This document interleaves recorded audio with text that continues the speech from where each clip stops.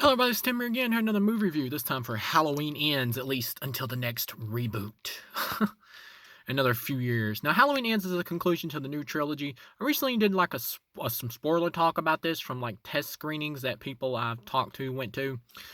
Now, as far as the finished release cut the movie goes, they've had like multiple endings for this film. Now, which one did the movie end up with? Well, I'm about to tell you, as well as my review for the whole film. This is going to be a divisive movie. It is not the worst Halloween film. Some people I've seen online who hated this flick really said, like, it's worse than Resurrection, it's worse than Rob Zombie's Halloween 2. It's not. This is not a bad movie. It's just not going to be the movie some people want.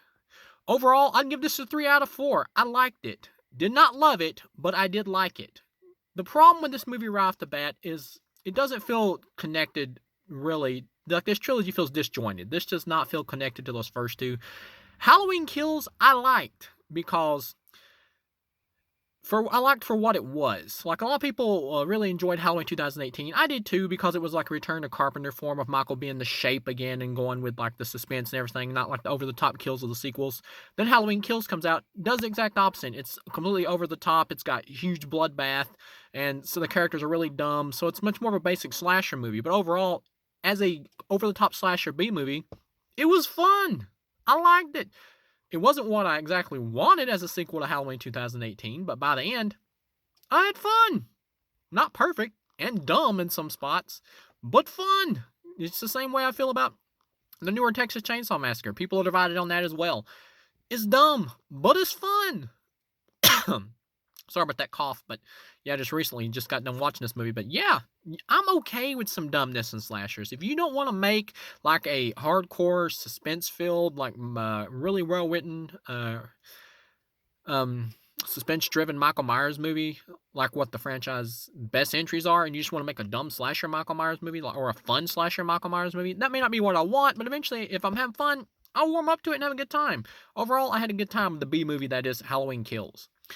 Halloween Ends, I'll say this right off the bat, it is better written than Halloween Kills. But it is not going to be the conclusion to this trilogy that a lot of people wanted. The first movie, Halloween 2018, was focused on Laurie Strode, but by the end, it pretty much made it clear that Michael doesn't really care about Laurie Strode, like in this version. This version of Michael, he doesn't really give a shit about Laurie Strode. They're not brother and sister. He has no reason to hunt after her. Michael Myers is just crazy in this universe. And then in Halloween Kills, they pretty much went by that same thing, except Laurie was still kind of an integral part, and they were still building up like this supposed like big, payoff between her versus Michael, and the third one with him like killing her daughter at the end. And here in this one, it skips 5 years, and so right off the bat, this one already feels disjointed from the last one. And Michael Myers is in a supremely weakened state when he was like Superman in the last one. And so here, this movie almost feels like a reaction to Halloween Kills. It's like they took the criticisms of Halloween Kills and tried to deliberately do stuff in here to counter that criticism. Like, Michael Myers is exactly like much closer and pretty much exactly like it was in Halloween 2018, where he's just a human killer. Like, even at the end of the movie, when him and Laurie are fighting, she's like, "You're not the boogeyman, you're just a man." And so that's her character arc. Like, she keeps amping Michael Myers up to be this, pure evil, like supernatural thing. And that's what they kind of portrayed him as in Kills. And here in this final movie, by the end, Laurie's like, "No, you're not the boogeyman, you're just a crazy dude. That's it." Like, they completely go back to what they were setting up in Halloween 2018, where Michael Myers is not supernatural or anything. He's just a crazy dude. So, so it feels disjointed from Halloween Kills from what they tried to set up in there. And another part of this movie feels almost like they were like, well, let's just do something different because it's unexpected. And I'm not the type of person that, like, I do reward points for something different, but it comes down to execution, whether or not you can pull it off. The big dividing factor is going to be with this movie for fans is that Laurie's not the star of this movie. Really, she isn't. Like, the main player of this movie, which has already been leaked for most people, is Corey. The character Corey. He is the main star of this movie. This is his movie. And by the time in the last, 15 minutes when it becomes the Michael versus Laurie movie, it really feels out of place. And that's the weakness of this movie. The weakness of this movie is the fact that it's attached to this trilogy when really this should just be a solo Halloween film about Michael Myers getting a spiritual connection with some other dude who's also a psychopath, or getting a protege almost. This should just be its own movie. And that's the biggest problem here, is trying to connect this with those other two. This does not feel like the third chapter in this trilogy. But yeah, and that bugged me for a long time. But after a while, the Corey character won me over. He was interesting to watch. I thought the actor was doing fine. He ends up having like a romance with Allison because they're both outsiders, Laurie's granddaughter, who's like still living with her. But the romance is kind of fast-tracked. Never really give a good reason for it until, like, later on. They kind of throw out some stuff like, well, you're an outsider like me, basically, so that's why I was attracted to you. But they never really, like, explain that totally until, like, partway through the movie. And this is kind of a long movie, but at the same time, it did kind of fly by for me. Jamie Lee Curtis is not in a lot of this movie. Like, and until the ending with her fight with Michael Myers, she doesn't really do much. But yeah, it's the Corey show. This whole, like, it blown me away. This whole movie, like, I knew he was going to be important coming in because I knew spoilers and I knew people who saw test screenings or talked to people. But I had no idea, like, the entire friggin' movie was going to be centered around him. Let me adjust my camera here. But yeah, this whole movie's the Corey show, and he accidentally kills this kid he's babysitting because the kid locks him in a room, tries to play a joke on him, and Corey has to kick the damn door down, knocks the kid over like the railing of the stairs and kills him.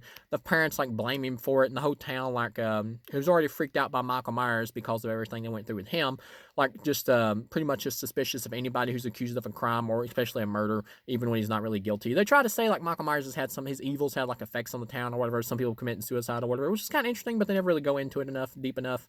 But the Corey guy, yeah, at first I was like, I'm not really sure about this direction. Like, I want more Michael Myers, but after a while, Corey's story was like so interesting. I kind of got into it. And also because he is the focal point of the movie, and so by the sticking with him, eventually you're just kind of won over, or at least I was.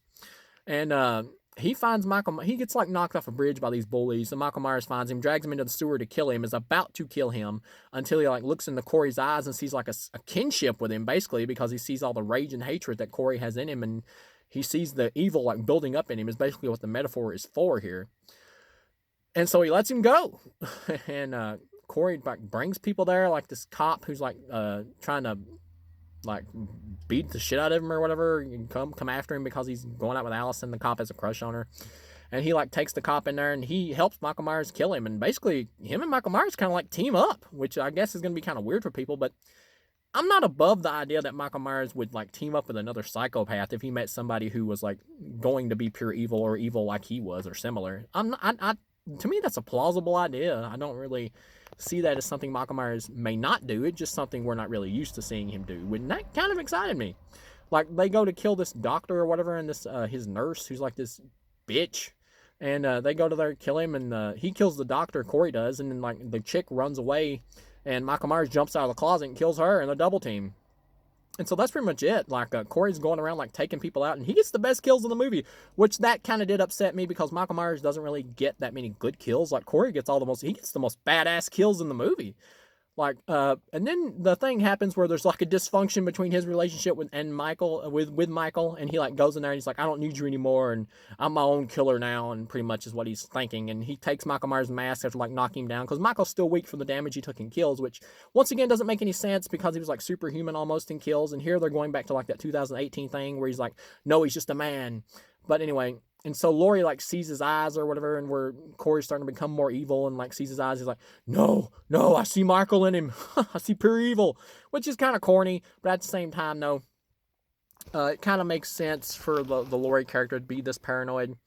And she's like, no, you can't date Allison because they're like playing to like run away or whatever.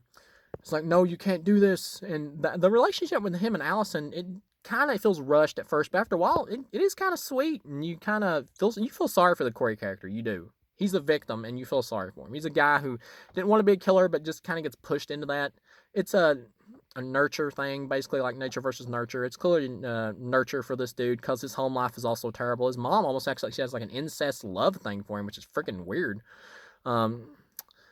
But I guess it's I don't remember if it was his dad or his uncle, I forgot what they said, who like works at the junkyard where Corey works and also like helps him out. Later on when he leads the bullies there or whatever to kill them all, the dude is there, I don't know if he's his uncle or his father or whatever, but one of the bullies like tries to shoot Corey, and then like the dude gets in the dude who's his uncle or his father, like I said, I don't remember, like gets in the way and he shoots him. And then Corey takes them all out in some pretty neat kills. He like curb stomps the dude, the main bully on the ground who threw him over the bridge, runs the other chicks over, kind of fun. And then he goes back to his house and like kills his mom, who was granted a complete asshole. He gets the best kill in the movie though when he goes to this radio station where this obnoxious like radio DJ dude or whatever who's like hitting on Allison or acting like a jackass towards him and Allison because they were hanging around at the radio station, and friggin' he cuts the dude's tongue out and like lets it fall down on the record player and lets it like roll around on it. It was pretty cool. It was like the most badass kill in the movie easily, which that might bother some people. Like, hey, Michael didn't get the most badass kill, and like I said, that did bother me some. I wanted more Michael. Michael's only in this movie for felt like 10 minutes, but he is like the major driving force of the plot, and that made me feel his presence like more than what he actually was in the movie. And then when you get to the end, Corey goes to take out Laurie because Laurie doesn't want him and Allison to be together because she can pretty much see the evil in Corey's eyes now. And he goes there to take her out dressed as Michael like he's took out everyone else. And he gets ready to take her out, and she gets the upper hand, acts like she's going to commit suicide, but actually has the gun ready to blow his ass away.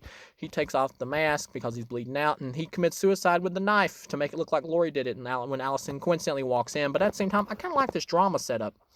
But yeah, sorry if I keep adjusting my phone here. It's my arms, they get tired after a while. But yeah, Allison walks in like thinks that Laurie like just killed him or whatever in some kind of mad psychotic rage.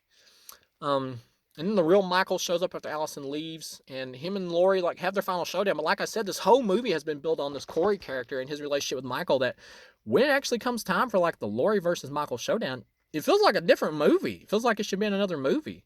And that's going to be the dividing factor on this. Is this doesn't feel like the actual like conclusive. This doesn't feel like the conclusion they were building up to with the other two movies, with the whole Laurie versus Michael thing. This feels like a complete 180. But if you watch the movie and eventually if you get into it with the story that they're presenting, I think you will have enjoyment in this or from this. But yeah, it's going to be divisive. But they get to the end, Laurie kicks Michael's ass, maybe a little bit too easily, but I do like the fact that she goes like brutal on him. Michael is still weak here, of course.